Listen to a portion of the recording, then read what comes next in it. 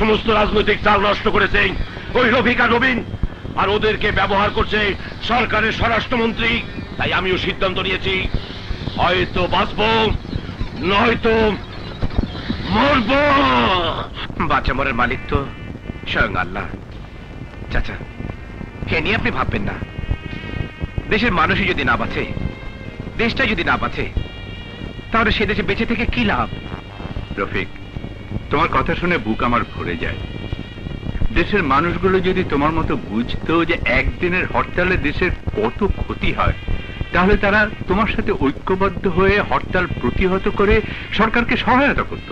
চাচা, আমি রাজনীতি করি না এবং তেমন বুঝিও না, তবে আমি একটা কথা জানি, যারা রাজনীতি করেন তাদের তো চিন্তাধারা হওয়া উচিত অসহায় দুঃখী ভোকা নাঙ্গা মানুষের দুঃখের সময় তাদের পাশে গিয়ে সেবার হাত বাড়িয়ে দেওয়া, দেশের মান বৃদ্ধি করা, দেশকে সমৃদ্ধশালী করা।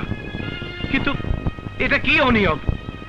মানুষকে কষ্ট দিয়ে, দিন মজুরির আয়ের উৎস বন্ধ করে, উন্নয়নের গতিধারাকে বাধাগ্রস্ত করে নিজেদের উদ্দেশ্যকে হাসিল করবে, এটা কোন রাজনীতি? চাচা, মানুষের ব্যক্তিগত জীবনই ধরুন, আপনার সাথে আমার কোনো দ্বন্দ্ব থাকতে পারে, মতবিরোধ থাকতে পারে, কারণ আপনার আবার চিন্তাধারা ভিন্ন। কোনো মতবিরোধ হলে আমি আপনার সাথে আলোচনায় বসবো, হয়তো আপনি আমাকে বোঝাবেন, নতুবা আপনাকে আমি বোঝাবো।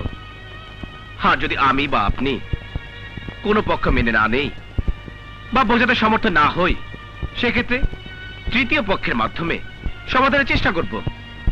তারপরও যদি সমাধান না হয় তাহলে সতর্ক বাড়ি দেব, তাতেও যদি সমাধান না হয় তারপর আমি কোনো বড় ধরনের সিদ্ধান্ত যেতে পারি, তার আগে নয়। ঠিক কথা। রফিক, তুমি একটু আগে বলেছো যে তুমি রাজনীতি বোঝো না, কিন্তু এই মুহূর্তে যে কথাগুলো বললে সেটাই হচ্ছে সুস্থ রাজনীতির মূল কথা। অর্থাৎ রাজনৈতিক জীবনে প্রত্যেকটি মানুষেরই এমন হওয়া উচিত, ব্যক্তি জীবন থেকে রাজনৈতিক জীবন, আর রাজনৈতিক জীবনে প্রত্যেকটি দলের যদি এই নীতি থাকতো তাহলে কথায় কথায় হরতাল ডাকতো না, আর অহেতুক হরতাল ডেকে দেশটাকে রসাতলে ঠেলে দিত না।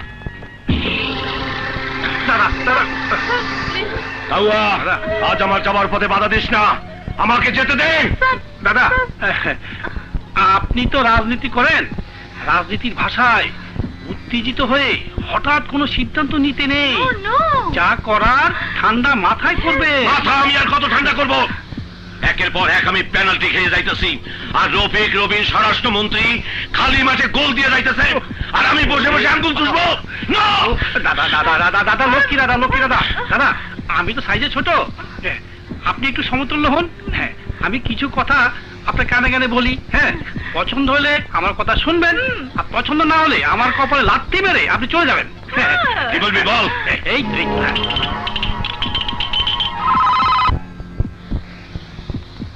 হ্যালো। আসসালামু আলাইকুম স্যার। ওয়ালাইকুম আসসালাম।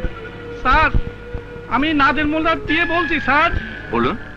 স্যার, মোল্লা সাহেব খুব অসুস্থ, যে কোনো মুহূর্তে মরে যেতে পারে। মরার আগে আপনার সঙ্গে একটু দেখা করতে চায়। উনি কোথায় আছেন? স্যার, উনি আজাদ প্রাইভেট ক্লিনিকে আছে স্যার। ঠিক আছে, আমি আজকেই আসবো। একটু ঘুমানোর চেষ্টা করুন। কাউয়া, কাউয়া! এই কথা বলিস না কেন? বলবো কি করে? রুগী হয়ে এত জোরে কথা বললে ডাক্তারের কাছে ধরা পড়ে যাবেন যে, তাই আস্তে কথা বলুন। কাউয়া, এখন আমাদের প্রোগ্রাম কি বল? হাসপাতালে শুয়ে থাকতে আমার আর সহ্য হচ্ছে না। মন্ত্রী সাহেবকে যখন খবর দিয়েছি হ্যাঁ। তখন তিনি অবশ্যই আসবেন। শুন স্যার, আসুন আসুন। মোল্লা সাহেব, আপনি এতটা অসুস্থ অথচ